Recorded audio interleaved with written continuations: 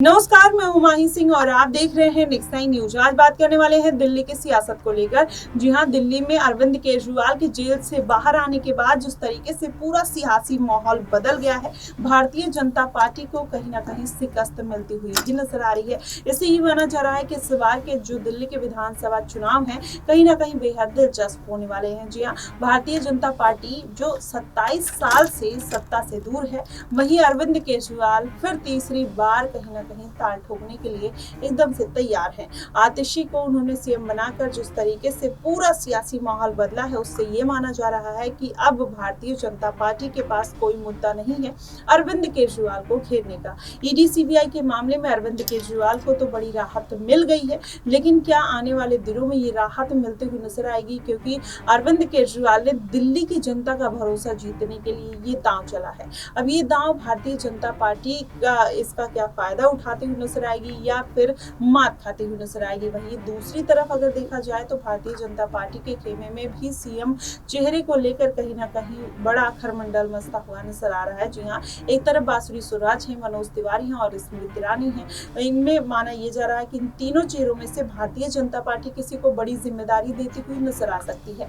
आखिरकार वो चेहरा कौन सा होगा? क्या स्मृति ईरानी को फिर से एक बार भारतीय जनता पार्टी मैदान में खड़ी करती हुई नजर आएगी? क्या उनके ऊपर एक बार फिर से अमेठी के बाद भरोसा जताया जाएगा? या फिर बांसुरी स्वराज जिस तरीके से खुलकर मुद्दों पर बात करती हुई नजर आती हैं और इस बार उन्होंने लोकसभा चुनाव में अपनी सीट भी निकाली, वहीं मनोज तिवारी भी लगातार अपनी सीट से सांसद रह चुके हैं। तो ऐसे में माना यह जा रहा है कि ये तीन चेहरे हैं जिन पर भारतीय जनता पार्टी दांव लगाती हुई नजर आएगी। वहीं दूसरी तरफ देखा जाए तो अरविंद केजरीवाल को ये लगता है कि भारतीय जनता पार्टी के पास कोई ऐसा सीएम चेहरा नहीं है जिसकी वजह से वो लगातार भारतीय जनता पार्टी पर हमलावर है।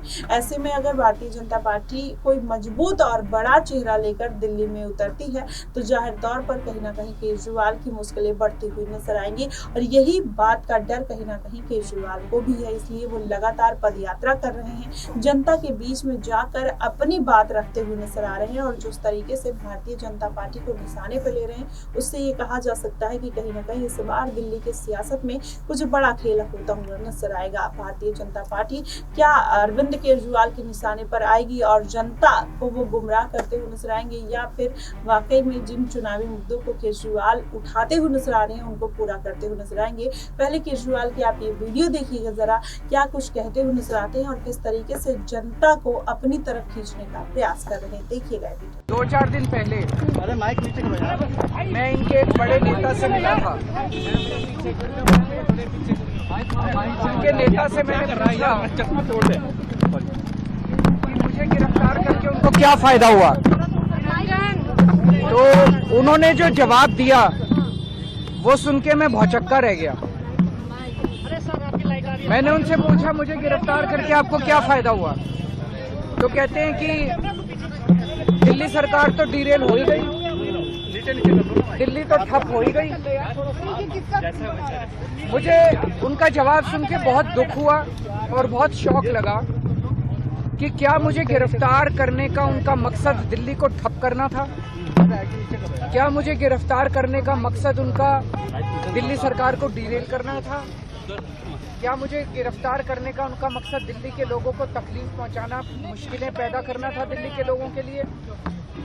मैं दिल्ली के लोगों को कहना चाहता हूं कि मैं अब आ गया हूं, वो चिंता ना करें। जितने रुके हुए काम थे वो दोबारा शुरू होंगे। जितनी उनकी समस्याएं हैं उन समस्याओं को ठीक किया जाएगा। अभी हम लोग सब लोग डीयू में खड़े हैं और डीयू की ये सड़क जो है, ये अभी हम जो देख रहे हैं यहाँ पे पानी की पाइपलाइन डली है जिसकी वजह से सड़क टूट गई है। ये सड़क काफ़ी इस्तेमाल की जाती है, तो मैंने आतिशी जी जो सीएम है उनसे बात की, तो इस सड़क को अब तुरंत रिपेयर करवाया जाएगा और जल्दी इस सड़क को ठीक करवाया जाएगा। और भी जितनी सड़कें हैं दिल्ली की, उनके ऊपर भी हम लोग मुआयना करेंगे और उनका भी हम रिपेयर का काम शुरू करेंगे। इस तरह की जो सड़कें उन पर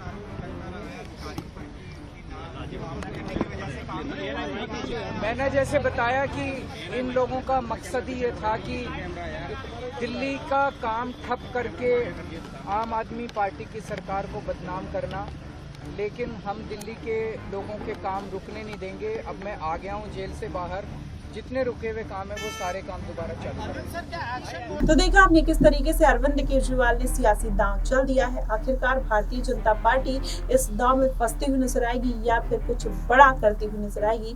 इस मुद्दे को लेकर आपका क्या कुछ कहना है, आप हमें कमेंट बॉक्स में जरूर बताइएगा। फिलहाल के लिए बस इतना ही। देश और दुनिया की तमाम खबरों के लिए हमारे साथ बने रहिएगा।